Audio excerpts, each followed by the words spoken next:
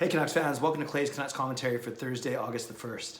I'm Clay Emo, I'm at Canuck Clay on Twitter, I'm at Clay Emo on Instagram, I'm the founder of the GLCPC, the Good Looking Canucks Positivity Club, and this is my Canucks take, all in one take. Still out here in Abbotsford in the middle of our week-long training event for Catholic young people. It's been an adventurous day already. We saw a bear and her 3 cubs, and I'm just about ready to go out and get some exercise. Got my wrist taped up still, gonna do some volleyball and basketball, but being in Abbotsford and having just spoke recently, yesterday in my vlog about team toughness, put Abbotsford and team toughness together, and of course you come up with Jake Virtanen, this guy.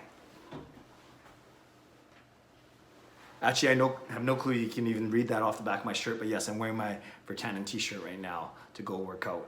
Jake Virtanen, many people thought, I think that many people thought that with Micheal Ferland coming to our team, signed as a free agent in the middle of July, that would spell the end of Jake Virtanen. And they would say Micheal Ferland plays how we want Jake Virtanen to play, with a lot of speed, with a lot of power, and plastering guys, basically making our team, as I talked about yesterday, tougher to play against. So a lot of people thought that the Canucks signing Ferland was the beginning of the end for Jake Virtanen.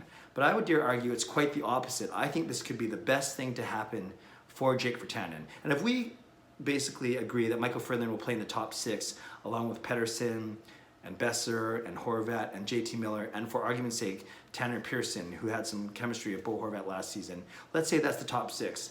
That doesn't mean that there's not a spot for Jake Virtanen. Jake Virtanen right now, he is playing the way that a typical third liner should play. Sure, we might want to be a little higher in the lineup given he was picked 6th overall in 2014, but if he's going to get his 300-400 NHL games, he's already at over 160 games or whatever. No, way more than that actually. He had a season of 60, then a season of 75, then a season of 70. So he's over 200 games already. He's well on his way to being, he is a bona fide NHLer, and it looks like he's going to have a long career. So I look at Micheal Ferland's acquisition as a really good thing for Jake Virtanen, because he can mentor him, he can inspire him, he can challenge him, he can motivate him, he can do all these things. And I know that Virtanen usually responds well to these things, because you guys know the story. 2 seasons ago, I sat with his parents at a preseason game, and they were very open about how Jake Virtanen was okay with his year in Utica.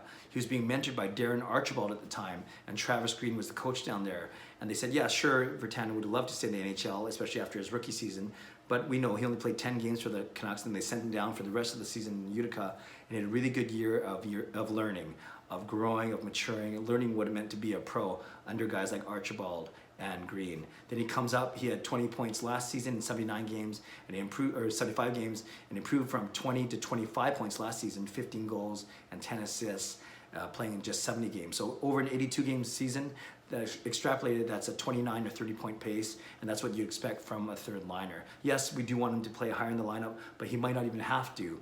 Or if he gives Travis Green an option, that's even a better thing, without the pressure of him having to perform like a first or second liner.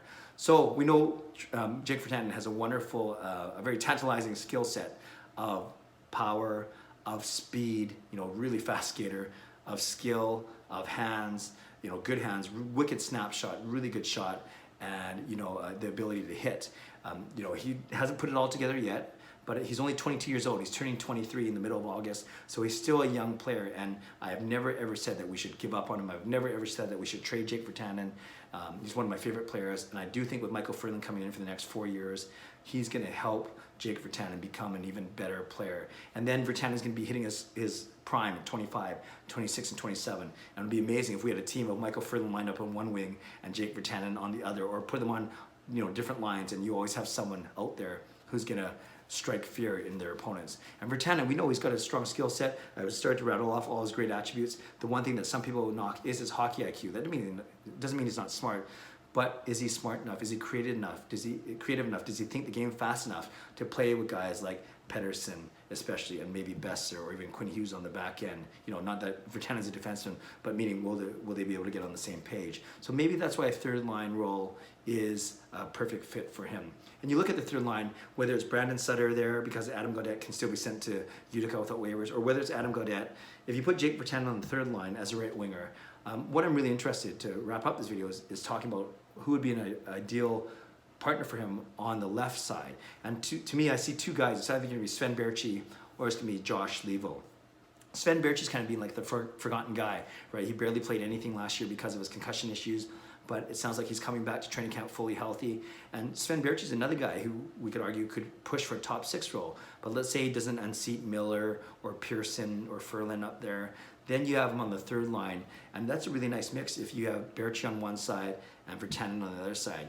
You got both guys got a lot of speed. Baertschi's more of a shifty, agile, creative player, where Jake Virtanen is more of a up and down A to B speed type thing. But they, with a good center, with a defensively responsible center, they actually could make a really good pairing. Again, Baertschi on one wing and Jake Virtanen on the other. Or do you put someone like Josh Levo on the other wing? Then now you automatically have a more heavy line with Virtanen and Levo on that third line. But now you have a pairing that can really dig out pucks from the corner, separate opponents from the puck, and maybe muck a little bit. You put a guy like Sutter Gaudette with him. That's not going to be the most, I think, dangerous line. I think for that you want Baertschi if you're looking for more offense. But if you want a more defensively responsible line, then maybe you put Levo on there instead. So regardless, I see Jake Virtanen as playing on the third line. I don't see him dropping down the fourth. Save the fourth for like guys like Beagle and guys like Tyler Mott. But a third line right winger playing with either Sven Baertschi or Josh Levo on the left, and playing with either Brandon Sutter or Adam Gaudette in the middle, I think he can be an effective player. Maybe get a bit of power play 2 time, but most importantly, learning the ropes from a pro like Micheal Ferland, a guy who plays a very similar style to him. Learning from him for the next 4 seasons can be an excellent opportunity for Jake Virtanen. Like, Canucks fans, would love to hear what you think. Do you think that Jake Virtanen will thrive this year? Do you think he'll improve on his 25-point pace from last season, his 25-point total? And do you agree with me that Micheal Ferland coming to the Canucks could be the best thing for Jake Virtanen, as opposed to signaling Jake Virtanen his way out of from the Vancouver Canucks? I think it's a good thing. I think it's going to be great, and I think we're going to see massive strides in Virtanen's game, and we will be happy, and the Canucks will be a much better team for it. Leave a comment below. I love to read, react, and reply. Subscribe if you'd like to. Like this video if you'd like to. Enjoy the day. God bless. Go Canucks, go.